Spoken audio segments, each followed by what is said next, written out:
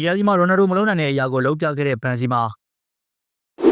ပြီးခဲ့တဲ့ sorry ပိုလီပွဲစဉ်မှာတော့ AED ရဲ့အသင်းရဲ့ဝိုင်းရန်တက်စစ်ကစားမဖြစ်သူဘန်စီမာကတကမ္ဘာလုံးကပရိသတ်တွေကိုအားအသင်းရလောက်အောင်ခြေတမ်းပြသွားခဲ့ပါတယ်။အဝေးကမှ၄ ဂိုးမရှိနဲ့အနိုင်ရရှိခဲ့တဲ့ပွဲစဉ်မှာဘန်စီမာကပထမပိုင်းမှာတင် hat-trick သွင်းယူပြီးပွဲကိုအပြတ်အဆုံးသတ်ပေးခဲ့တာပါ။ဒါဒီအဒီမှာရိုနယ်ဒိုတောင်မလုံးနိုင်တဲ့ hat-trick သွင်းယူမှုကိုဘန်စီမာကအရင်ဦးအောင်လုံးပြသွားခဲ့တာပဲဖြစ်ပါတယ်။ဒီhat-trick ကြောင့်ပဲဘန်စီမာကဒီအဒီမှာလီဂိုး9 ဂိုးထိရှိလာခဲ့ပြီးပြိုင်ပွဲဆုံးသွင်းဂိုး15 ဂိုးထိရရှိသွားခဲ့ပြီဖြစ်ပါတယ်။အသင်းရဲ့ဒီကတက်စစ်မှုဖြစ်ရှိနေစေဖြစ်တဲ့ဘန်စီမာကတော့ဒီအဒီမှာလည်းအနည်းဆုံးလီဂိုး10 ဂိုးနဲ့အထက်ရရှိဖို့ကတော့ဒေကြသလောက်ရှိသွားခဲ့ပြီဖြစ်ပါတယ်။အသက်ရရလာပေမဲ့သူရဲ့အဆုံးသပိုင်းတေချာမှုနဲ့ပုံမှန်ခြေစွမ်းတွေကတော့ဥရောပထိပ်သီးဆင့်မှာရှိနေသေးပါပဲ။လက်ရှိချန်ပီယံ AED အသင်းကဒီနိုင်ပွဲကြောင့်ပဲအမတ်ပေးစရာရဲ့အဆင့်9နေရာကိုပြန်လည်တက်လှမ်းနိုင်ခဲ့ပါတယ်။အသင်းကရလပိုင်းတက်ကြရှိနေပေမဲ့ဘန်စီမာလိုခေါင်းဆောင်တယောက်ရဲ့ခြေစွမ်းပြန်တက်လာမှုကအသင်းသားတွေအတွက်တော့ကြီးမားသောအားစိတ်တစ်ခုဖြစ်ခဲ့ပါတယ်။အထူးသဖြင့်ကွင်းလင်းကမူဆာဒီယာဘီကန်တီရိုနဲ့ဘန်စီမာတို့ရဲ့နားလည်မှုကရန်သူခန်းစည်းတွေကိုအမြဲတမ်းချင်းချောက်နေခဲ့တာဖြစ်ပါတယ်။နောက်ထပ်စိတ်ဝင်စားစရာအချက်ကတော့ဘန်စီမာရဲ့လက်ရွေးစင်တင်အိမ်မက်ပဲဖြစ်ပါတယ်။ဘန်စီမာကိုယ်တိုင်ကလည်းလက်မဲ့ကမ္ဘာဖလားမှာပြင်းပြင်းတင်းအတွက်ကစားပေးခြင်းနဲ့ဆန္ဒရှိနေပြီးခေါ်ရင်လာမယ်လို့အတီးလင်းပြောကြားထားတာဖြစ်ပါတယ်။ဘန်စီမာတယောက်ခုလိုဆော်ရီမြန်မာခြေစွမ်းပြနေတာက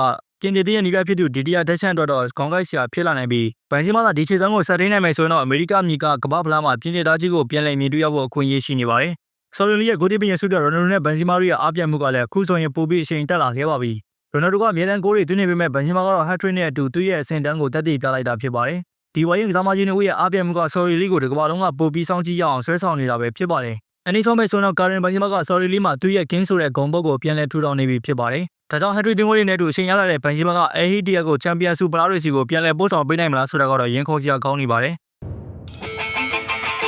ဒီမှာဒီလိုတက်တဲ့အမားကိုချပြပေး And Liverpool score! It's Mohamed Salah's 100th